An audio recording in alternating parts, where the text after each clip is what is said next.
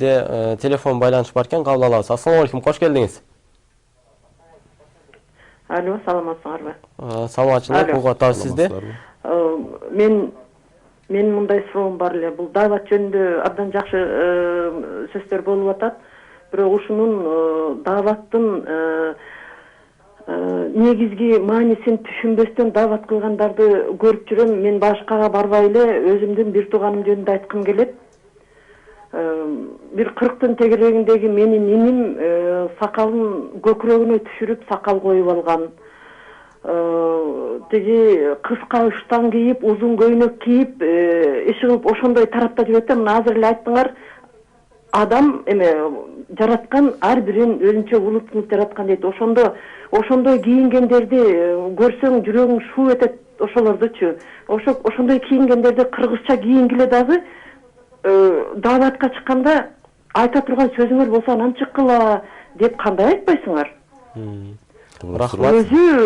Мен сурайм, мен мисалы бул китептерди окуйм, хадистерди, ошо намаз окуган кишимин, мен бул эмне сурай берем да, сен муну билесиңби? Мухаммед саллаллаху алейхи вассаламдын бүт баскан турганы, кылган эткенинин бардыгы бул сүннөт. Не деп коет эле, сүннөт. Сакал койгон, ал сүннөт, сакалымда менин тиги периштелер ойноп жүрөт дейт. Сакалыңды тазараак кармабайсың да, сүннөт болсо. Рахмат. Сен башка кылган эткендериң дегеле тиги Мухаммед саллаллаху алейхи вассаламдын эмесине, кылган эткенине, баскан турганына, сүйлөгөн сөзүнө даже ал билбейт да, мисалы Мухаммед пайгамбар тамак жеп атканда бир аял келип айткан тамагыңдан берчи деп. Ал мына Оюңуз түшүнүктүү болду. Аллах таала ыраазы болсун. Өтө күйүнүү менен айтып атат. Бирок бул жерде билиш керек, исламдын катасы жок, балким пенделердин катасы бар да. Тазалыкка пайгамбар чакырган, туурабы? Анан сакалды тартиптеп коюуга да пайгамбар үйрөткөн эмеспи, сулууча кылып коюугачы. Анан устаз баягы чынында эле кийим маселеси өтө актуалдуу да. Бул айта берсек түгөнбөйт. Балким бул кийинки орусча айтканда поколение келгенде түшүнүп калабы, пайгамбардын кийими чын эле ушундай болгон. Анан биздин чапандары сөзү сүннөт эмеспи? Ошол боюнча кыскача пикир билдириңиз, анан кайра кайтайлы. Деме, бул суроо мага кеминде 100дөн ашык жолу берилди да, мына сүрөт. Анан ушул күнүнө деп койсузбу? Кийимди агартыш керек, анан жүрөктү агартыш керек дей берип биз 4 мектеп ачтык. Мына 2014-жылы Коргоо кеңешинде биринчи дааватка коюлган тапшырма дааватчылардын кийимин агартуу, андан кийин билимин агартуу. Биз ошко мектеп ачтык. 9 ай окуйбуз, 3 ай эс алабыз да, мугалимдер окутат. Жалал Абадка, Кара Балтага, анан Бишкекке. Ушул 1200-ге жакын окуучу бүтүп атат да. Ana ошонун үчүн бул жагынан абдан жакшы болду. Анан эми азыр чындыгында мурдагыдай шлёпка кийип, жылаң путтары жарылган, кир андай айтылбай деле калды, жоголуп деле кетти. Азыр бардыгы сүннөтүнө дордой базарына барсаңыз, кайсы эле мечиттин жанына барсаңыз, мына мен кийген костюмшим ушундай татынакай болгон кийимдер сатылып атат, сүннөт депчи. Демек, падышанын сөзү, сөздөрдүн падышасы деп бир ооз айтты, ушул кийимдерини баягы Пакистандын дамбалдарын кийбей, мындай кыргызча эле кийинсеңер болбойт. Азыр мындай озачарга барсаң деле, кайсы жерге барсаң адамдар жакшы кабыл кылып атат да. Демек, жылыш бар алдыга. Бул эженин иниси дагы Кудайым буйрса, ошол жакшынакай апапак кылып кийинип, ак кийиниш өзү сүннөт да. Себеби ак кийингенде адамдын көңүлү дагы, жүрөгү дагы агарат да.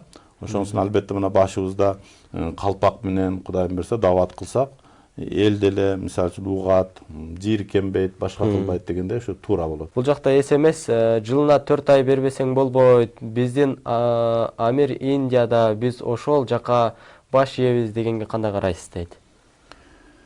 Эми адам баласы 4 ай деген сөз бул 120 күн. Өмүрүндө бир жолу чыгып койсо болот. Өмүрүндө бир жолу чыгып койсо, ошо 4 ай чыккан барабар болот да. Эми биздин Амир Индияда деген сөз бул негизи ал Индияда деле ушул биздин Кыргызстанда кандай жүргөн болсо ошондой жүрөт. Дааватчы. Bangladesh'de деле, Pakistan деле bütün dünya yüzüde bir ele usul menen жүрөт да. 20 şart бар. Саясатка аралашпайбыз. Анан dünya yüzüde чындыгында 100 жылдан бери даватчылардан бир дагын баягында чыпы чыкпаптыр. Бай экстремист, террорист деген бир чыпы чыкпаптыр. Кыргызстанда деле ошондой. Ошондуктан биз мисалы үчүн биздин өзүбүздүн мамлекетибиз бар, өзүбүздүн муфтиятыбыз бар, өзүбүздүн ай сайын Кыргызстанда кеңешме болот, машфара деп коет. Ошонун үчүн албетте кыргыз жараны болгондон кийин биздин мамлекетибиздин тартибиге биз канчалык бизге уруксат болсо ошончолук кылабыз, канчалык көп болсо ошончолук кылабыз да. Бул мисалы үчүн даваттын усулу ушундай да. Анан бул каршы чыгып же баш ийбейбиз деген бул туура эмес. Кийинки эсеме суроо бар экен. Муттакин үчүн дават парз, мумин үчүн амал парз, пикириңиз дейт. Мумин бул ыйман келтирген. Муттакин Алладан корккон. Экөө тең бир эле киши да, экөөнө тең парз да. Муминга амал парз дегени бул таквага дагы парз да. Демек ушундай. Анан устаз, пайгамбарыбыздын доорунан бир аз айтып берсеңиз, пайгамбарыбыздын даваты кандай эле, элди исламга чакыруу баягы чеберчилиги жөнүндө айтып берсеңиз. Албетте пайгамбарыбыз Мухаммад саллаллаху алейхи ва саллям элди чыгып дават кылган, бизге үйрөткөн пайгамбарыбыз Мухаммад алейхиссалам болгон. А дегенде 3 жыл Дарыл Аркамдын үйүндө ошол кафырлардын коркунучу болгондуктан жашыруун дават кылышкан. Андан кийин пайгамбарыбыз Мухаммад саллаллаху алейхи ва саллям бир топ жамаатты ошол Эфиопияга жөнөткөндө ал жактан жардам болбоду. Болгон эле баш калка беришти, кылган ишине дават жардам беришкен жок да. Мусаб ибн Умайр деген жаш бала болчу, ал өтө сулуу бала болгон. Апасы ушундай бир атыр соодасын кылчу экен. Ал кийинген кийими ушундай бир сонун кийимдерди кийип, сепкен атыры ушунчалык жыпар жыттуу болгондуктан пайгамбар ушул жигитке назары түшүп, эгер ушул мусулман болуп калса, ушунун сулуулугуна, адеп ахлагына карап көп адамдар мусулман болмок деген үмүтү бар болчу да. Анан ошону Мадина шаарына жөнөтөт. Мадинага келгенден кийин Қаллал кусур кусиратыл аснам деп келет китепте, баягы кирбеген үйү калбады да. Жаш бала экен, кайраттуу.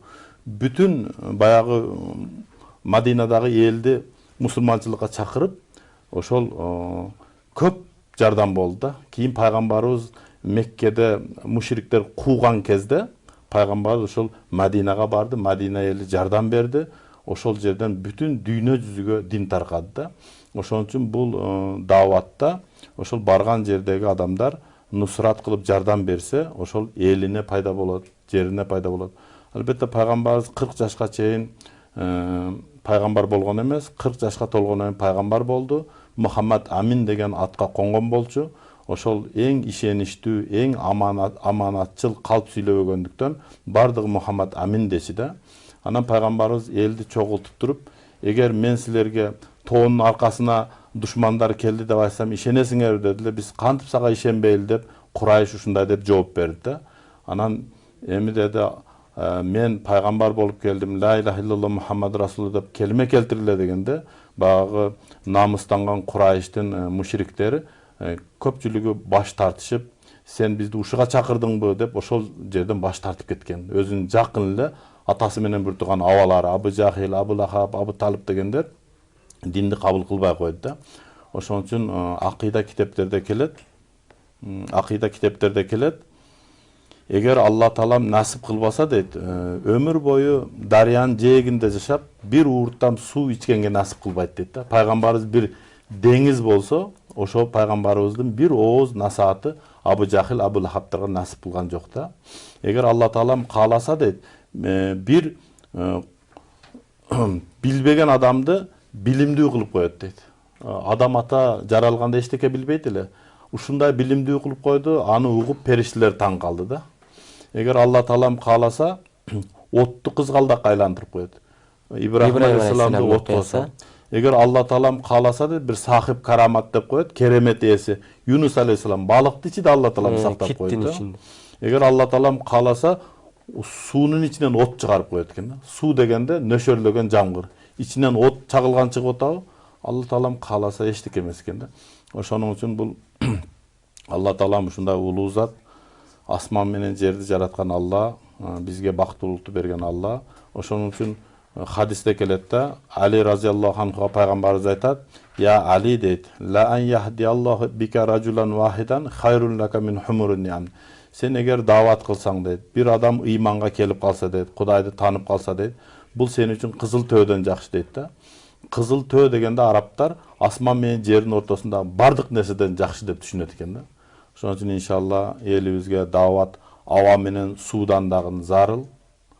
Дават болбосо адамдар капыр болуп кетет.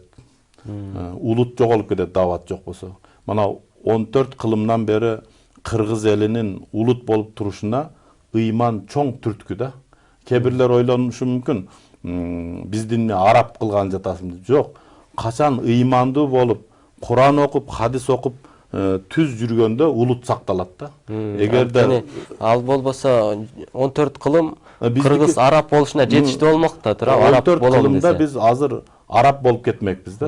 Ошоның Анткени үчүн бизде улутту сактоо буйругу бар, буйрук Куранда айтканда Алла Таалам силерди улут жана уруу кылып жаратты, бири-бириңерди тааныш үчүн.